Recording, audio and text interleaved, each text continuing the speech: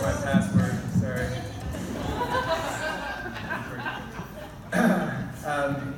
So I'm going to read to you a portion of an account I did of my high school prom. What you have to know first is that, like a lot of people in high school, I didn't have a girlfriend, so I didn't have a date to bring. But unlike a lot of people, I actually advertised myself for a date to the prom in my high school. So I created a flyer that I posted around. This is true. This is in Comic Sans font. So the title of it was "Hot Senior Seeking Date to Prom." So you can kind of make your judgment for yourself. And this is what it said. It says, "Prom day is fast approaching, and if you're in the market for a date, look no further. Amazingly, an eligible single man is still up for grabs. He is looking for an intelligent, outgoing, friendly, and preferably attractive female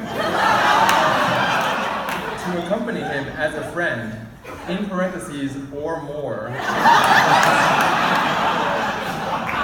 was trying to be transparent. Although it is not Daniel Tim Claiborne, you may contact him if you are interested with any questions or concerns.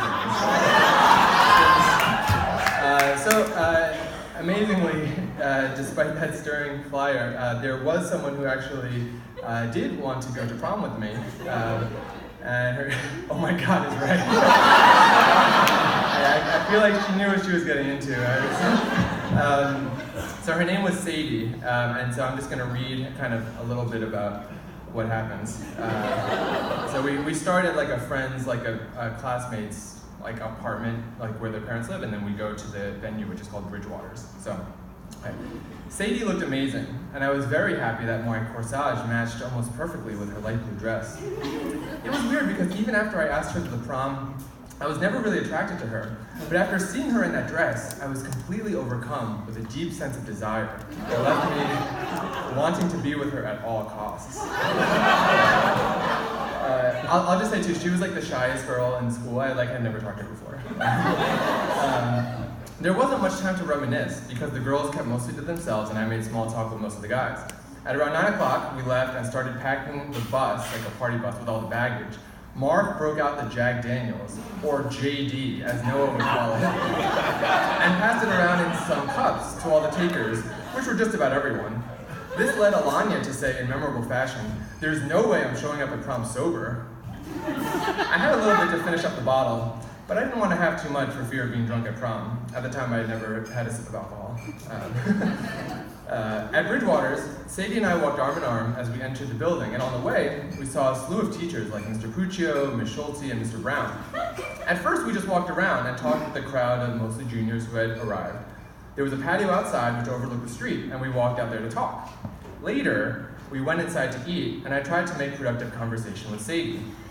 I was in an interesting predicament because I really wanted to spend time with her, but yet I really didn't have anything to say to her. And no incentive to prevent her from going back to her other friends, as I had with mine. However, my undeniable charm must have worked, because I managed to have her all to myself as we ate and talked about music and college and life in general. Shortly afterward, people started dancing and she agreed to join me. Dancing was a little weird because we both weren't very good. But it ended up all right, as we kind of formed a huge mosh of people that loosely danced together.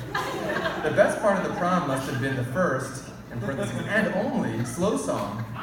I managed to take advantage of it in romantic fashion by asking Sadie out to the dance floor with all the other couples. I put one arm around her hip and used my other arm to hold her hand. About halfway through the song, I moved my other hand to her hip, and we were sort of in a prolonged hug with slight movement.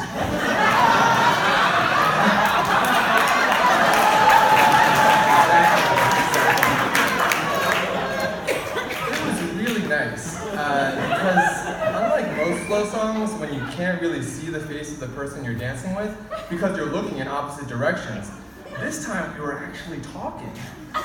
I don't remember who started the conversation. In parentheses, I think it was Sadie. But we talked about prom and how the night was going. and my hands were around her waist, but my eyes were locked with hers. And we whispered and talked very coolly. And by the end of it, I told her, "You really do look beautiful tonight." And I didn't really get her expression because I reached over to kiss her cheek. The moment was quite fantastic. It was the first time I kissed her, and her hair smelled so nice. And I was so romantic about it. And I think at that very moment, I was very much in love with her. We heard a bunch of songs that night, most of which were not even from the decade. As Emma said it, the prom was like it took place in 1987. But it did have some recent songs, including Ain't No Holla Back Girl, and that song by Ciara. Sadie and I danced together for the rest of the prom, for the most part. And during this time, I said hello to practically everyone that I knew.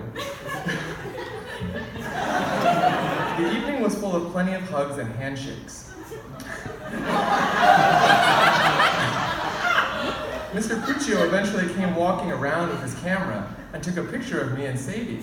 He exclaimed that he's never seen me glow like that before. To which I replied, "What do you expect being with Sadie?" I think she appreciated that. I hope you all did too. Thank you very much.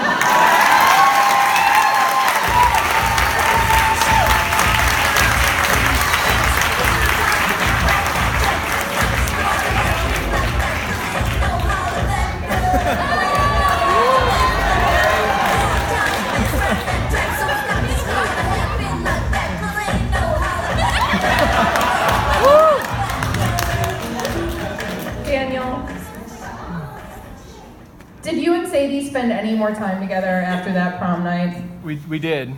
Oh. At the after prom. Wait, I didn't hear that. What? The after prom. At the after prom. Yeah. Okay. That's Did part you ask two. if they got married? I was just gonna tell everybody they got married and she was here tonight. They got married. Sadie's here tonight, you guys. I'm lying. That's not true at all. Totally untrue. So I will make another quick confession here.